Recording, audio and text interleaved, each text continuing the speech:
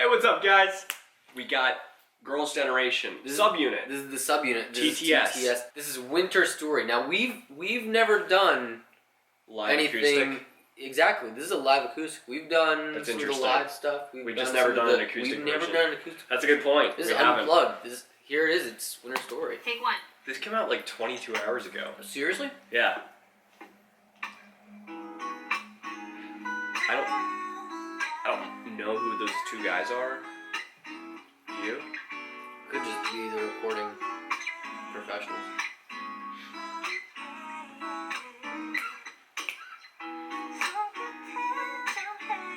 Go Taylor. Okay. I feel like she has like kind of like a soft voice, almost like a weak voice. Not that it's a bad thing, but it's just like it's not overpowering. It's like weak. It's like the opposite of boisterous. Just one of those like pure voices.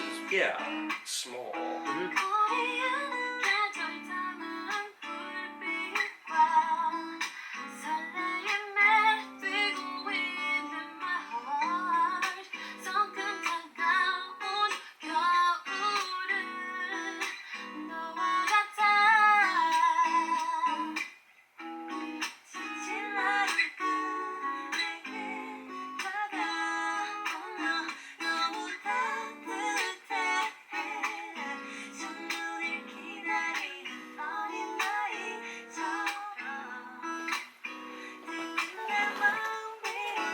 I feel like they'll all have different vocal ranges, you know? Talk about it? Yeah, sure.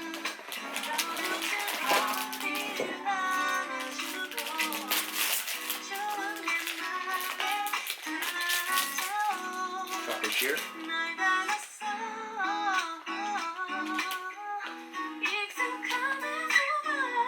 I like the with the most.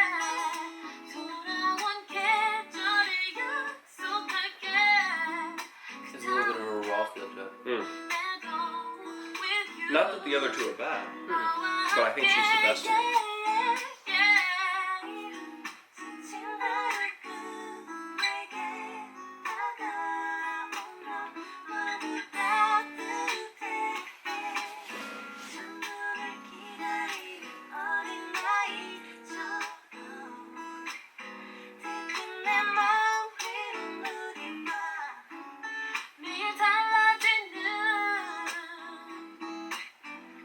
I really do like the Christmas feel.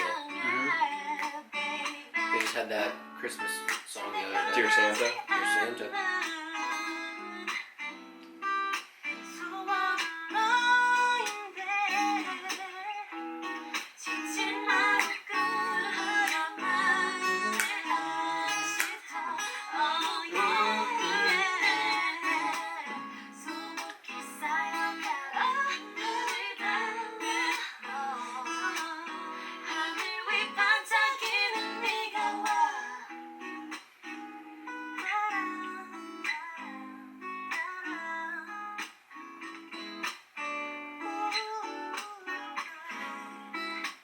So adorable.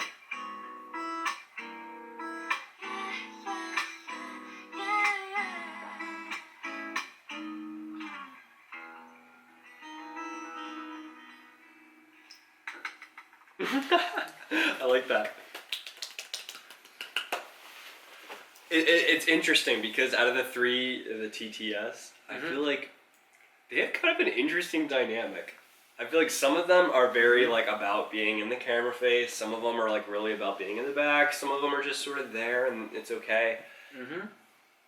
I don't know. I just feel like from that one live acoustic black and white thing You we can just saw, really see a lot of their personality. we're pretty just perceptive kind of- individuals, but we can kind of just like read the way that they're singing, the way that their body language is, the way that they're looking kind of at each other a little bit, and their of social course, cues. And of course, you know that they're in that element where they're like, oh, well, we're being recorded. We have to kind of, act a certain way. But at the same time, since an acoustic version, it's not as if they're... It's not like they're doing Dear Santa. That was very, very production, Yes. They were told, act a certain way, overplay it. Right. This I feel like was like, just go ahead and say we're just going to record. Right. And I like that you're able to see them more in their natural environment. You're able to see their more natural emotions, yet still, they understand that they're in front of a camera just like we are right now. You always see so many different things when they're, backstage, when they're having fun between themselves. That's completely different. They're that's candid. one of those. Exactly. That's something where you actually see, their personality, they're acting a certain way. That's how we should perceive them as normal people. Right. This, I feel like it was more of a, It's an in-between. They're doing something, but they're normal people. They're doing something, but they're normal people. You can get a little bit of a better taste as to who they are with something like this than something like Dear Santa. Yet still, we saw some interesting things with their body language. And I don't want to go too into it because I could be wrong, but just I read some really interesting things about their personalities, specifically Taeyong there. It's just really interesting to see one of them not so overproduction valued to the point where you're losing their individual personalities coming through their body language. Yeah. Which is really Which I feel very often happens with Taeyeon. Yeah, it has to, yeah. It's more of who she looks like, what her personality should be perceived as in a music video. I got to admit, when I saw Taeyong's eye, I saw more of what Taeyong wants to be, what Taeyong thinks she should be, not what Taeyong is. People are going to hate me for that. But it just seemed a little bit It didn't have fantasized. everything that she had. It seemed fantasized. It seemed too picture perfect to the point where, there weren't any flaws the way that normal personalities would have. Yes. The way that it was portrayed in this video, where they're kind of looking at each other and they're trying to see, okay, you're going now, okay, I'm going to go now. Yeah. Okay, I'm enjoying this, but, I understand I'm in front of the camera and there's a little bit of nervousness, but not really. It's very, very subtle. You got to look in between the lines and the micro expressions of social interactions. And it's just interesting. It's really interesting. You can garner a wealth of information from just observing interaction. Absolutely. They're probably thinking, what in the world are they talking about? I don't know. Maybe some of them understand what I'm saying. It was just really interesting watching a live performance. Absolutely. A live acoustic person. It wasn't a live performance. It was them doing this live. Yeah. Just in a closed. And more than anything, I felt like they were just chilling. That might have been the third take. I know they said take one, right? Everyone says take one. That's a good point. Hey guys, this was take one. We've been doing this for 3 hours, but let's call this take one. All right. What do we got here? Q&A with R&J. All right. Helen says to us, you know that you guys have Brazilian subscribers. Hola, Brazil! That's awesome. Shout out to Brazil. I've wanted to go to Brazil. I would love to go to Brazil. I would love to go to Brazil. That sounds awesome. Hypersomniac says, okay. Do you guys ever get hate because of reacting to K-pop vids? How do you guys deal with it? You guys are actually my favorite reactions. Aww. Alright, that's actually really cool. Thank you so much. Thank you. That's one of the first times I've been someone's favorite. Yeah, that means a lot to me because there's a lot of people out there. I think that we're somehow the favorite. That's pretty cool. Do we ever get, hate? Do we ever get hate? We get a little bit of hate. From who? Alright, let's just take a little step back here for a second. Okay.